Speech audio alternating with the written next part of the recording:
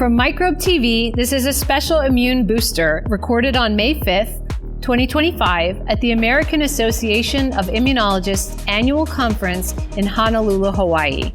In these booster episodes, I really am trying to give a glimpse into the scientists behind the science.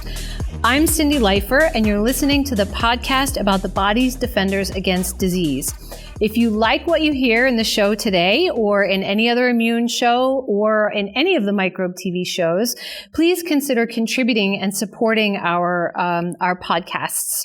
You can go to microbe.tv/contribute, and every dollar is very welcome. So thank you. Joining me today, I'm really happy to have Bali Pulendran. He is the Violetta L. Horton Professor and Director of the Institute for Immunity, Transplantation, and Infection at Stanford Medicine. Thank you for joining me. Thank you, Cindy. Thank you for inviting me to your podcast. Yeah. So it's such a pleasure to have you here. I was really interested to have you here because I particularly enjoy the way you approach science. Immunologists, like most of the time, they are using mouse models. And mouse models are incredibly useful for a lot of things, but they often lie about what's going on in the human immune system. Maybe just exaggerate. Okay, exaggerate. Yeah. Exactly. What is it? Mice exaggerate, monkeys lie, or something like that. It's very funny. Anyway, but you really say, no, let's just look at the human immune system. Yes. Let's let it tell us what it can. And I'm sure that in the last few years, with all of the amazing tools that have become available, it has really enabled you to ask a lot more questions. But before we go into sort of the questions and the tools that you use and your approach to immunology, can you just tell me your journey through science? Yeah. Well, again, thank you for inviting me here. So my journey through science really started pretty young. I must have been about 10 or 12. A friend of ours gave a book. It was a very simple book, I think, for sort of middle school kids on astronomy and the Big Bang and how the universe came into being. And I remember reading this, and I still remember this quite vividly. I was struck by I was sort of awe-inspired by the universe.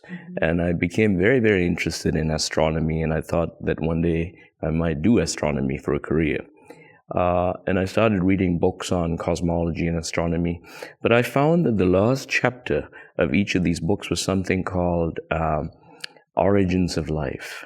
And it talked about how life began on this planet and through this evolution of life and how it all began. And in this way, I got into biochemistry and the life sciences and so on and so forth.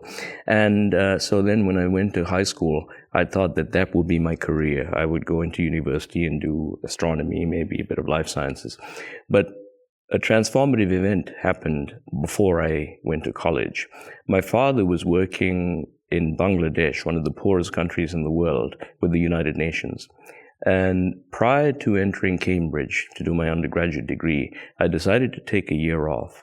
And in that year, I ended up working at this center that was making vaccines, the International Center for Diarrheal Disease Research. And that had a transformative impact on my career and interest, because suddenly I was exposed to the field of vaccines and immunology, and I could see poverty in a place like Bangladesh. People were dying of infectious diseases, and I could also see the impact that vaccines were having.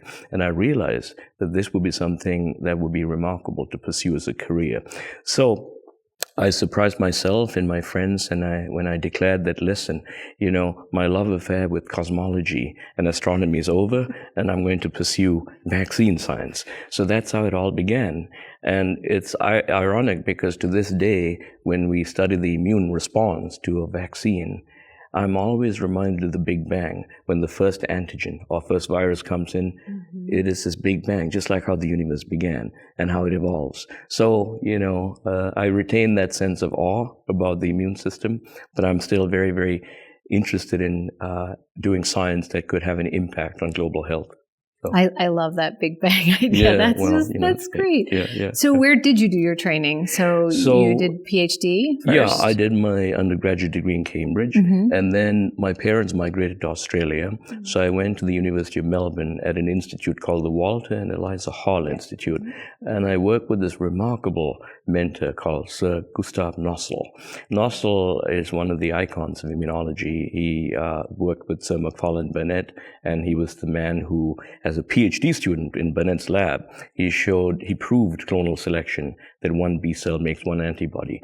And Nossel was an incredibly wonderful mentor to me, and really had a huge impact on my thinking and my approach to science and so on.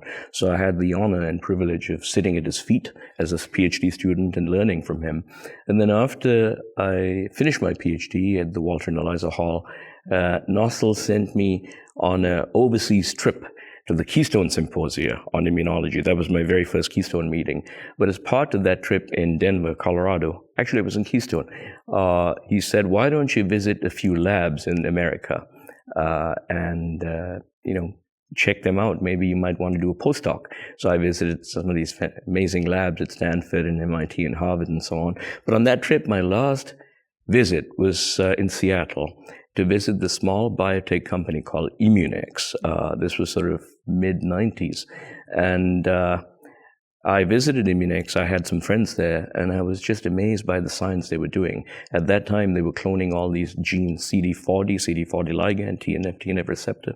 And I realized that with my knowledge of how to look at immune responses in mice, that this will be I'd be like a kid in a candy store of actually using some of these molecules and exploring what they did.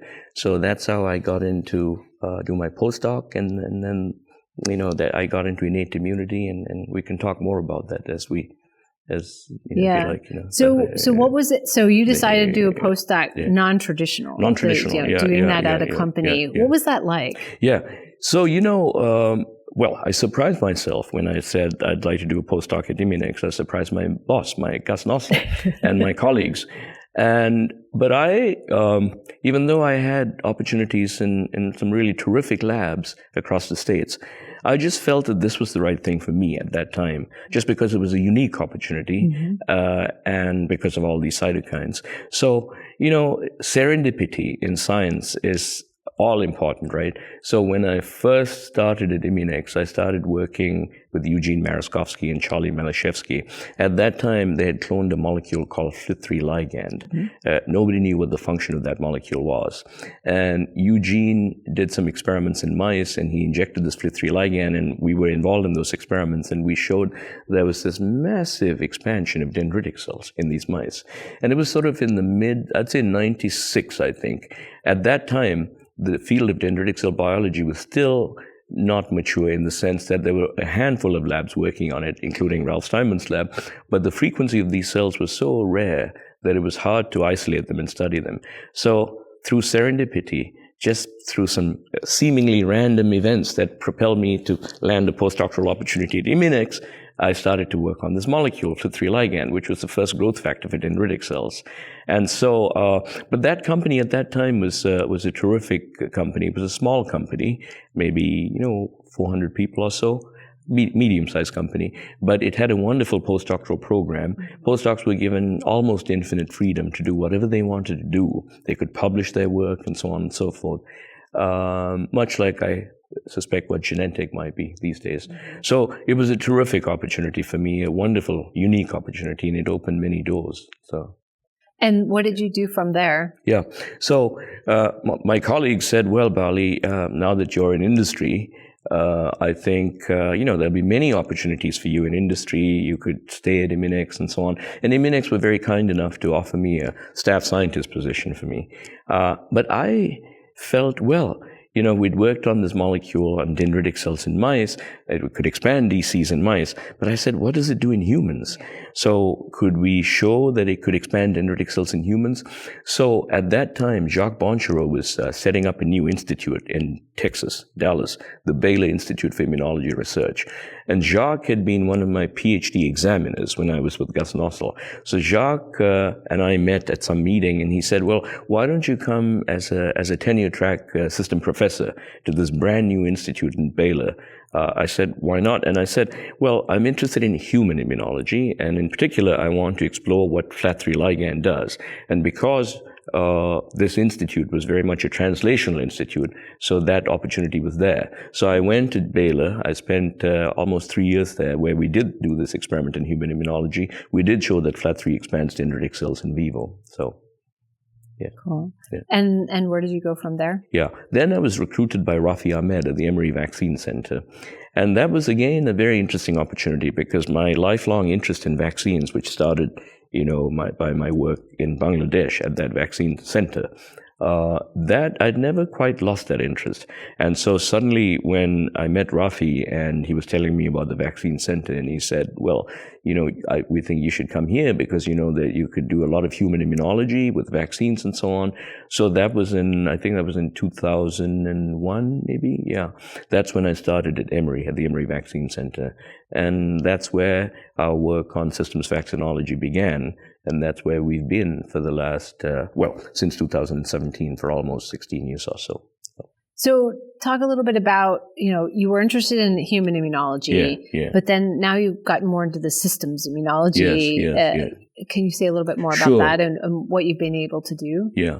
I mean, the field of human immunology, it's very interesting, right? Because in our field of immunology, you can trace the origins back to, 229 years ago with Edward Jenner, who did this remarkable experiment of giving cowpox to a small boy, James Phipps, and then a few weeks later, infecting this boy deliberately. Never be done these days. It couldn't be approved by RB, right? So in a way, in retrospect, you could say that was the trigger for all of immunology as we know it. But what happened in the intervening decades is that people developed these amazing tools, animal models, such like inbred strains of mice and so on. And these tools were really very, very helpful and useful in providing the foundational knowledge of immunology, the mechanistic basis of the immune system. I mean, discovery of T cells, B cells, dendritic cells, all of that happened in animal models. And so we have so much to be thankful for the pioneers who really established these animal models and did such pioneering work. But also, what we discovered was that many, many vaccines and medicines and drugs that work beautifully well in mice simply do not translate into humans. So there was a gap in translation, and the question was why. And so the reasons for that, I think, are the fact that we humans and mice diverged evolutionarily 100 million years ago, although we certainly look very different, and although our immune systems are broadly similar, we have T cells, B cells, dendritic cells, macrophages, and so on and so forth, there are important differences in detail. Now you might think, well, why do details matter? Well, think of a car. Think of a minor little detail like the spokes for the wheel missing, but the engine is intact. The car wouldn't be very functional, would it? So in a similar way, there are minor details of differences which could make all the difference in translating something from mice to humans.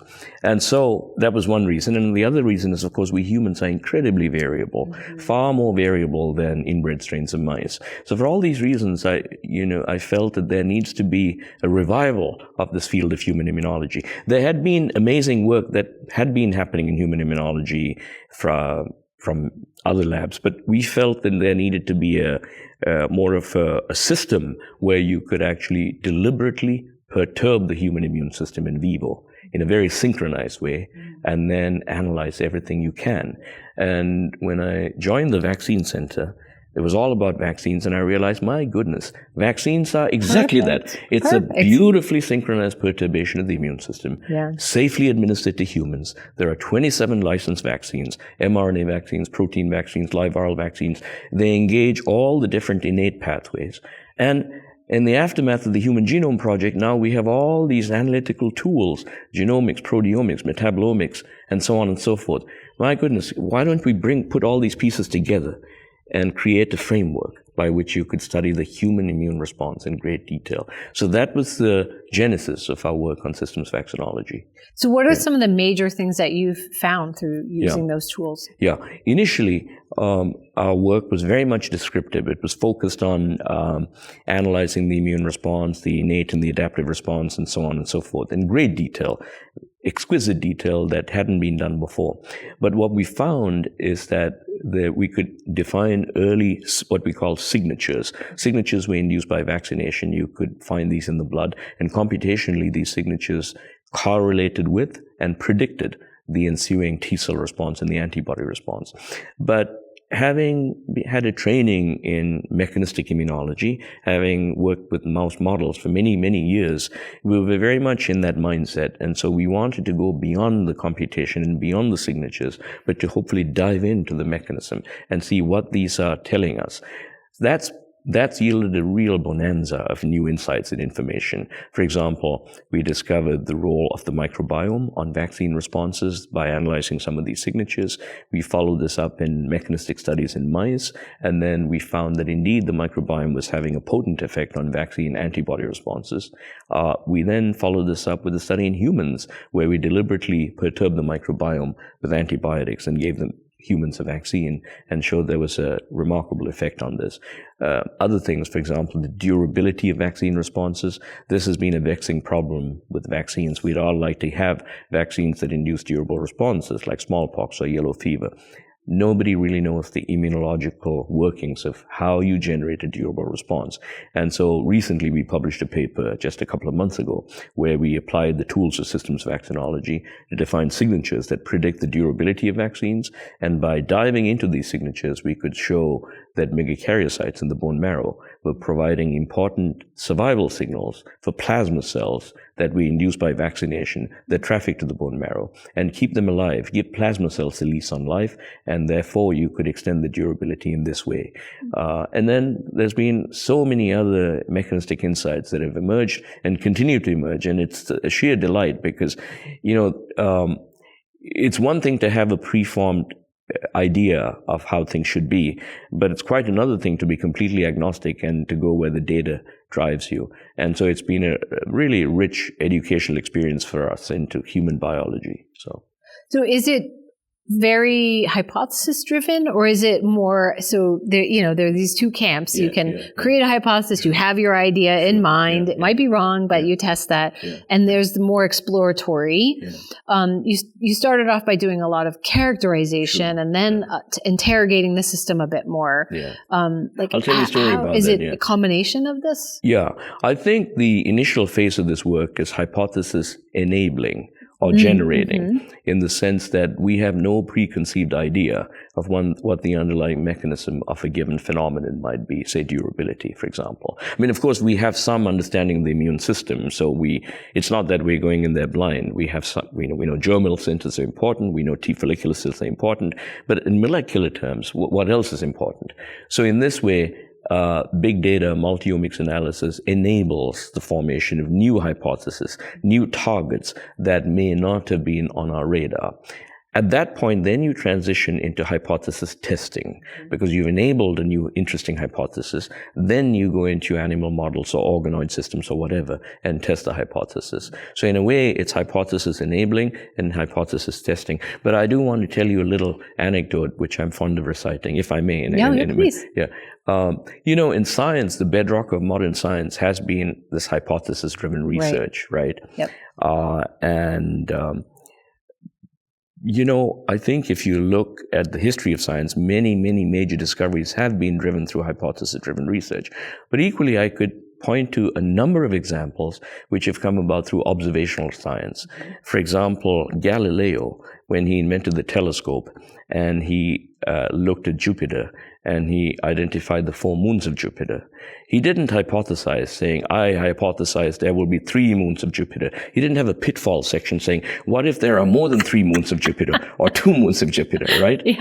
That's one example. Darwin, when Charles Darwin went on the HMS Beagle to Galapagos Islands, he took copious notes of very abstract and arcane things like the curvature of the beaks of these birds that were there. I don't think Darwin had any inkling as to where this might yield. But of course, 20 years down the line, we have the theory of natural selection, evolution by the theory of natural selection. So I mentioned these examples, and in astronomy, of course, the Hubble telescope and other telescopes, they get data, big data, okay? So there's also the approach of observation You observe a system without any preconceived idea. But observation alone is not enough. That's a starting point. And then at that point, you need to formulate a hypothesis and then test it. Yeah. So I also wanted to ask you about, you were saying that this idea of vaccination was this perturbing event, then you could measure things that came after. But one of the things that's a vaccine, right? But not a natural phenomenon. Yes. But yet when the COVID-19 pandemic came, there was also now a new incredible opportunity where the human immune system was perturbed in a natural way. Yes. So can you talk a little bit about what you did at that moment in time? And did you know that you had the tools to be able to contribute in different ways that other people didn't have? Yeah, terrific question. So our community of immunologists, we were experiencing COVID much the same way as the wider community was. Many of us went into lockdowns. Our universities wouldn't allow our labs to function. But of course, many of us decided to pivot to studying this virus and what it does to the immune system. None of us had any experience, and it was a remarkable experiment in human immunology. For the very first time, there was a brand new virus that had emerged into the human global population. And there were millions of people getting infected. And so it was, in a way, the largest experiment in human immunology. It was a boon for human immunologists like us, the community, that we could access samples, blood samples, mucosal samples, and analyze how the immune system responded to this brand new virus and how it continued to evolve with every successive variant of the virus that emerged. And in this way, have remarkable insights into how our human immune system responds. So that's it's been a tragedy at the level of public health, and so many lives have been lost, and so many people have fallen very ill. But on the other hand, in terms of COVID's gift to science, it's been a remarkable boon. And the data that's been generated by so many different labs across the world is, I think, it's going to be such foundational knowledge in the field of human immunology that for decades to come, that people will use this as a reference data set to benchmark how other viruses work and how we respond to other viruses or vaccines. Mm-hmm. So. Yeah, I would totally agree with that. Yeah. So what do you think are the most exciting questions that you have yet to been able to answer? Yeah, I come back to this issue of diversity.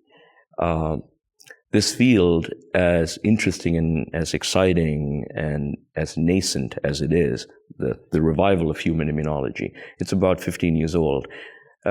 Most of the labs working in this area have really focused on what you might call the healthy adult population, chiefly living in high-income countries like the United States or European countries. But of course, human populations are incredibly diverse. I think Sir Peter Medawar called us the obstinately diverse species. He was referring to genetic diversity, but demographic changes, have resulted in even further diversification. Climate change is causing diversity in terms of pollution and temperatures rising. So I think the next big frontier is to understand the basis of human variation in the immune system using these tools, and to see whether this knowledge can help guide the development of vaccines that would work optimally in different populations. One uses the word personalized vaccine, but I think that's a little bit overstated, because it's not like each individual is going to get a specific vaccine, but there may very well be populations of individuals in whom different formulations of the same vaccine or different doses of the same vaccine might work better. So I think that's an exciting new frontier. The other exciting frontier is, I think, fundamental biology. As I said at the beginning, we humans and mice diverged 100 million years ago. By and large, our immune system seemed to be quite conserved and quite similar, but there are important differences in detail, as I said earlier. But beyond the details, are there fundamental differences in terms of how the human immune system can respond? Does the human immune system possess a degree of resilience that mice immune systems do not? For example, if you knock out MyD88, the adaptor protein for toll-like receptors, mice succumb to all kinds of infections, viruses, bacteria. In the MyD88 autosomal recessive mutants that Jean-Laurent Casanova and others have looked at, the phenotype seems to be relatively less pronounced than you see in mice. Why is that so? In our experiments, when we gave humans this incredibly potent antibiotic combination, vancomycin, neomycin, metronidazole, that resulted in a 10,000-fold drop in the quantity of bacteria and a change in the composition that took a year before it could regain its original composition. The impact on the flu vaccine response was minimal in the first study that we did. Why? Because there was preformed memory. It was in a subsequent study that when we selected for people with very low baseline titers, did we see a major impact. So there seems to be a degree of robustness, a certain resilience in the human immune system. And the molecular basis of this, we don't know. So I think there could be some fundamental new biology that's waiting to be discovered in the human system. So that's really interesting. Yeah. So when you work with the people in your lab and trainees, do you have advice that you give them? Do you have mentor advice for early career faculty or for trainees, especially at this moment in time? Well, I have to say advice is cheap. We can all give lots of advice, right? But the thing is, I think trying to set a good example as best as we can through our actions and how we go about our activities, I think that's a powerful thing to do. I think one tries. But generally, I think we're going through a very, very difficult time for our community, but really for the nation and for the world as a whole. And I think the advice, I give myself, and the advice that I like to give my trainees and students and so on, is that to take the longer view. When you look back 2 months, 3 months, it seems awfully depressing. But when you look back, a few years, decades and so on, when you look at the robustness of the biomedical enterprise in this country and how far it's come over the last few decades, it's truly an inspiring story. And I think when you look at the spirit of the people and the aspirations that they have, that's truly inspiring. And so I think always keep this longer view and always realize that we have incredible power. What power do we have? The ability to be creative and to do the best science we can, even when there's so much distraction around us. If we keep focused on that, I think when we do emerge from this conundrum, I think we will see that we're in good stead. So that's the only advice. It may sound a little too idealistic, I realize that, but I think, better to be idealistic than pessimistic, right? I mean, because it can drive you forward, so, yeah. So the last question I want to ask you is, what would people be surprised to learn about you? Surprised to learn about me? I think exactly what I said. As a 10 or 12-year-old, I thought that I might one day become an astronomer or a cosmologist, and here I am doing immunology. But that's a very boring vignette, right? I'm not really sure. So a fun fact then. Oh, fun fact. Fun fact is, I'm actually I have a very good ear for music. And I always thought that had I not been in science, I might have liked to be a musician or a composer or something. I love music. I love listening to all kinds of different music, Western classical music, jazz, but also South Indian Carnatic music and so on. So, and music inspires me because I think when I go for walks, I listen to lots of music, and that seems to inspire me to try and be a little bit creative and think outside the box. So that's a little fun fact. Did you ever learn an instrument or anything? No, not really. No. But I guess I should have learned something. So it's never too late. Yeah. Well, thank you so much. Thank you very much for coming in and talking with me. This has been great. Wonderful. So that's a special episode of Immune, an Immune Booster. You can send questions or comments to immune@microbe.tv. And again, if you like what you hear in these conversations about scientists behind the science, consider supporting the shows of Microbe TV by going to microbe.tv/contribute. Microbe TV is a 501c3, so all of your contributions are tax deductible. So we'd appreciate any support that you can provide. I'm Cindy Leifer from Cornell University, and it's been my great pleasure to have my guest here today, Bali Pulendran.